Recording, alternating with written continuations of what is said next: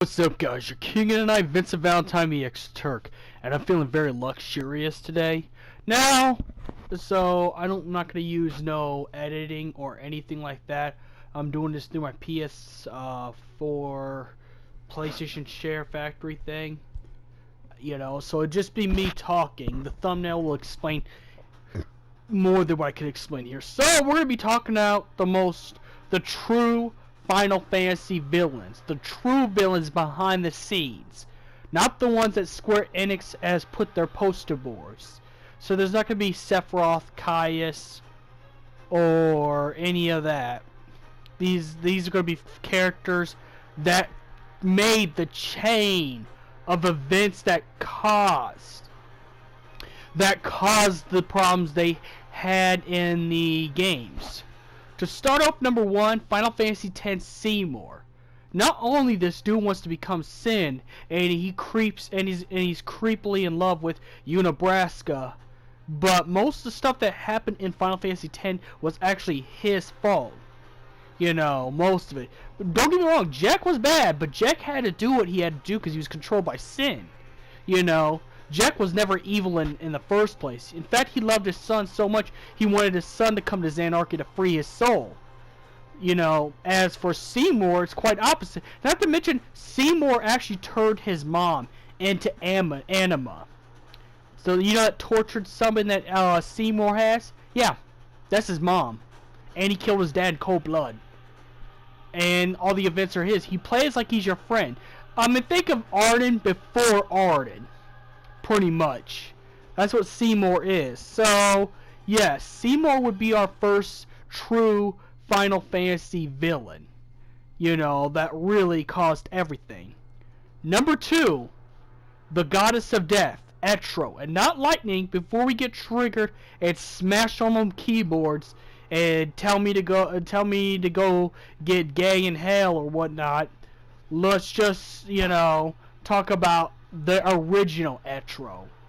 If it wasn't for the original Etro, Caius wouldn't have done all the things that he wouldn't have done all those evil things to destroy those timelines. Don't get me wrong, Caius is a villain because he killed lots of people, even though he was sorry right after. But Caius really wanted to save his friend from the curse. Etro put a curse on Yule to make it so she get reborn and dies over and over and over again, just because she was a threat to her power. So we could concur that Etro was a tyrant, that Etro was tyrannical, that she didn't like anyone more powerful than she was. Anyone who was a threat to Etro's power, she would curse. Not to mention all the things dealing with the fallacy in Final Fantasy 13, the very first Final Fantasy 13, was again her doing as well. Even though yes, she shouldn't have died because it made Benavelza wake up. Still, all the stuff was Etro's fault. The fallacy versus the lassie, the world in constant danger of it ending. Time doesn't flow like it should. The dead walking around and stuff like that. Everything was Etro. Everything was planned by Etro because she felt threatened. And I'm talking about the first Etro. Lightning was a better Etro. Lightning fixed everything that the old Etro did. Etro is she's like Genova. Except Genova actually has remorse and just wants her pieces back. So Etro is just undiluted evil. That's all that she is. Death and misery is exactly the right title she's a goddess of. She is the true goddess of the death. So, number two will be number three, never mind. Number three would be Professor Hojo from Final Fantasy VII. Now, Professor Hojo is the sociopath. Okay, we all know he's a sociopath. He's the one who they actually went back for inspiration on when they made Verstale in 15, But Hojo abused and tortured Lucretia, took her son Sephiroth from her after he came out of her womb.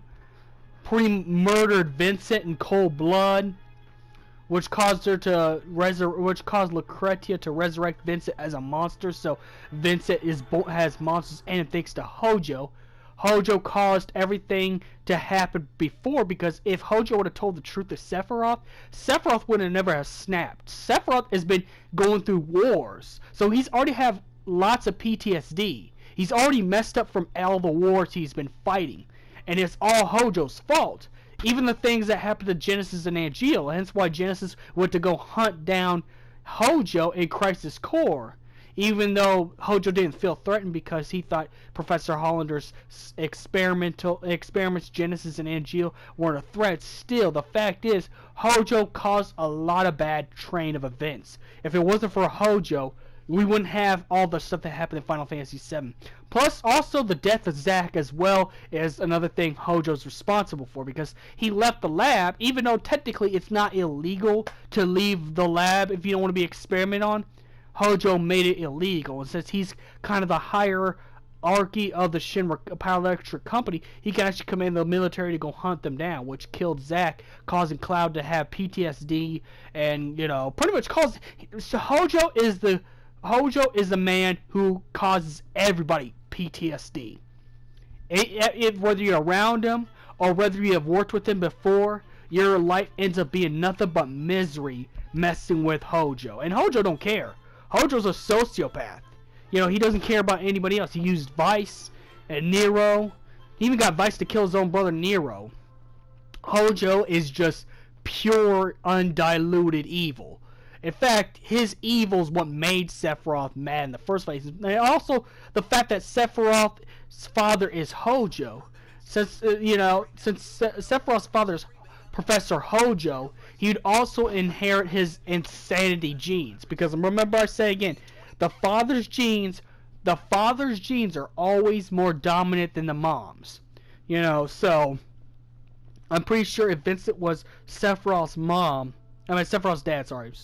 Sephiroth's dad, my bad. If Vincent was Sephiroth's dad, then he wouldn't have that to go. He wouldn't have to worry about that. But the fact is, Sephiroth was already born with insanity because his father is Hojo. You know, and Hojo kind of raised Sephiroth in a laboratory.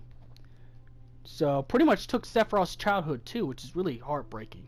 Hojo is just undiluted evil. I mean, he is like... He's like pure... He's pure unadulterated evil. There is just no way you could actually forgive anything Hojo's done. And then if you read the novels where you see Lucretia get abused and raped by Hojo, and some other things, this is after they could see their child, of course, as she regrets her decisions, you know, because she didn't turn to Crystal until she gave birth to Sephiroth, but Hojo did all that horrible stuff. So the next true Final Fantasy villain, or I should say number 4, or the last, would be Verstale. Now, I know, Arden is the one who started everything. The Star Scourge, organized the Niflheim Empire against Insomnia. But if you really think about everything that's happened after playing episode Prompto, all the stuff that happened in Kingslave was all Verstale's fault. He even admitted it inside of his voice record tapes. Not to mention, yeah, Arden did bad stuff, but who is funding Arden's researches? Who's funding Arden's Magitech soldiers? Who's funding, not funding, but who's building Arden's Magitech stuff? Who's the one turning people into demons? Even the Emperor. For Arden. Verstale. Verstale is doing all that. Because Verstale and Arden are best friends. You know, they're like best buddies. You know.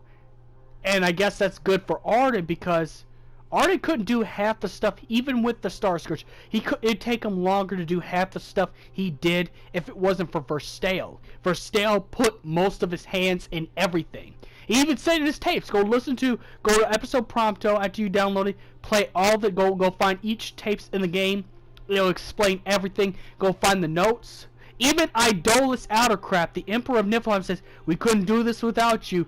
Verstale, keep the good work. And same thing with Ravis. You see a note from Ravis, you know, giving pats of a good job to Verstale. So all the bad, evil stuff that Niflheim did, yes, was Arden's idea.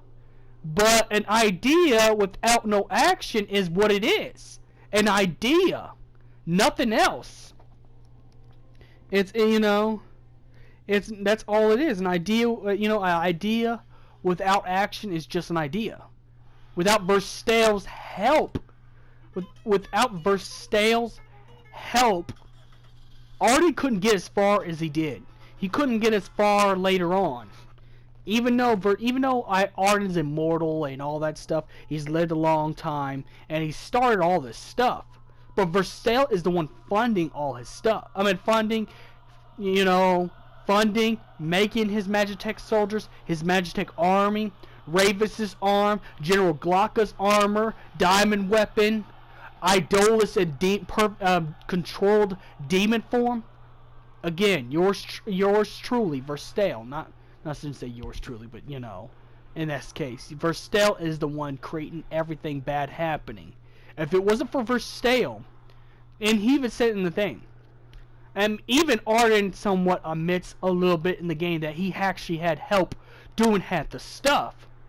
You know, now I don't think Verstale was around when Arden killed his older brother and planted the Star Scourge far and wide, but his Star Scourge was able to increase thanks to Verstale. And Verstale is evil enough, he even said in the tapes, Verstale said in the tapes that I would put my fellow man in here just to save him from the Star Scourge illness, meaning that he wanted Arden to increase the Star Scourge so there'd be more numbers of Magitech in his armor, and in his army. So Verstale is actually the true evil of Final Fantasy 15. Now I know that sounds crazy. Again, this is not about strength. This is about planning and stuff like that. You know, just like Hojo's the one who started Sephiroth's action from the beginning. You know, just like Hojo started Sephiroth's actions at the beginning by not telling him the truth about where he comes from and how he was made. Verstale gave Arden the means to do what he did. You know, the attack on Insomnia, the death of King Regis, the death of Luna Freya, you know, the turn to the dark side for Ravis. Everything was done by this man. That's why I think people should play episode Prompto. Everything. Verstale, Chief Bethisia, is the evilest piece of shit in any Final Fantasy game ever. He surpasses Hojo. Now, Hojo has done bad things, but this man, for a long time, because of Niflheim's wars with other countries, killed millions of people. Verstale has so much blood on his hands, it's more red than the jacket he wears. And he don't care. That's the sick part. He don't care. He's not, you know, he's only turned a half demon. And so he still has a human heart and knows good and evil. And he just don't fucking care. He don't care. He doesn't care that Arden, you know, in fact he likes what Arden did. But Arden only had the ideas to do this. Verstale actually played a huge role in his ideals for the Scourge world. So, yes, Verstale is pure evil.